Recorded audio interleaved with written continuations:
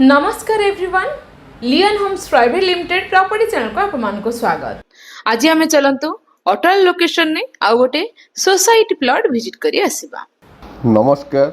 Bhubaneswar Cuttack national highway रे हंसपाल छक and से हंसपाल छकरू राइट हैंड साइड रे रहिला पुरी केनाल रोड।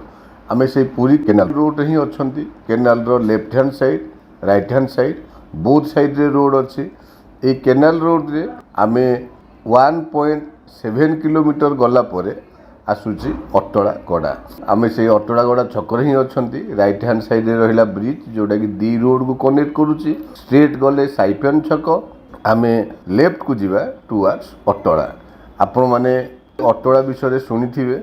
जदि एई रोड रे केबे आसीथिबे ताल निश्चिंत भाव रे यार डेवलपमेंट आपण माने जानि पारिथिबे।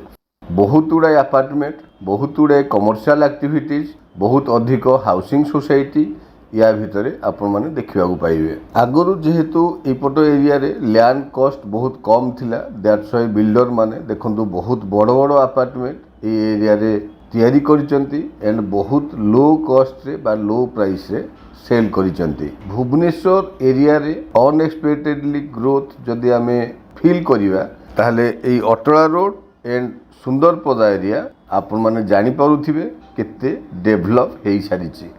एनीवे नेशनल हाईवे रु जदि आमे प्लॉट रो डिस्टेंस विषय रे कथा हवा, total distance only 3.4 kilometre and जो अटलागड़ा रु 1.3 किलोमीटर आसिला परे राइट हैंड साइड रे देखिबे गोटे सोसाइटी नवकलेवर नगर।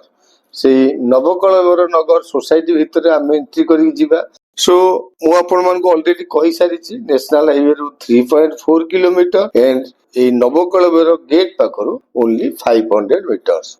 नवकलेवर गेट रु आम प्लॉट पर्यंत टोटल आपण देखिबे 30 फीट रोड कंटिन्यू हेछि एंड ए गोटे सिंगल रोड रे आमे जाई आम प्लॉट पाखरे पहुंची परिबा।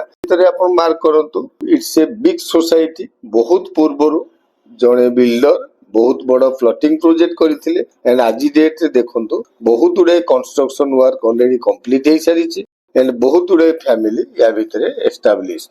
एठी देखंतु फ्रंट रे गोटे ब्लू एंड व्हाइट कलर रो बिल्डिंग। सेही बिल्डिंग रो जस्ट पूर्वरु राइट की गोटे रोड जाइछि। एई रोड रे आमे एंट्री करू करू लेफ्ट हैंड साइड रे मात्र 4टी प्लॉट छाड़ी 5th प्लॉट हमर सेलेबल प्लॉट। देखंतु एठी लेफ्ट हैंड साइड रे हमको गोटे ऑफ व्हाइट कलर रो बिल्डिंग क्लियरली विजिबल। सेही बिल्डिंग रो बैक साइड प्लॉट हमर सेलेबल प्लॉट। पेरिफेरल डेवलपमेंट देखंतु बहुत गुडे कंस्ट्रक्शन वर्क ऑलरेडी कंप्लीट हे सारिछि। फ्रंट रे बाउंड्री वॉल कंप्लीट हे सारिछि एंड आमो प्लॉट रे छिडाई आपण मन मार्क करिवे आमो प्लॉट रो डिमार्केशन बाउंड्री भी ऑलरेडी कंप्लीट हे सारिछि। से बैक साइड रे जो ऑफ व्हाइट बिल्डिंग हमें देखुचंती सेही बिल्डिंग रो विड्थ आमो प्लॉट रो विड्थ भी सेम। सो प्लॉट रो साइज डेफिनेटली लुक्रेटिव जेहेतु प्लॉट टी गोटे सोसाइटी भीतर अछि इमीडिएट कंस्ट्रक्शन कला भलिया प्लॉट। सो डेफिनेटली प्लॉट टी आपण मन को पसंद आसीबो। Thank you.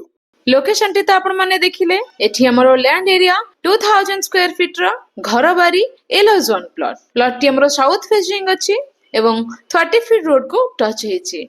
Price reasonable 3600 rupees. Ready to construct plot आउटलेट न करी लोकेशन टी को विजिट करंतो। तळे था नंबर रे इनक्वायरी पई कांटेक्ट करिया सहित चैनल को सब्सक्राइब करिया नियंतो रेगुलर वीडियो रे अपडेट पाया पई। Thanks for watching.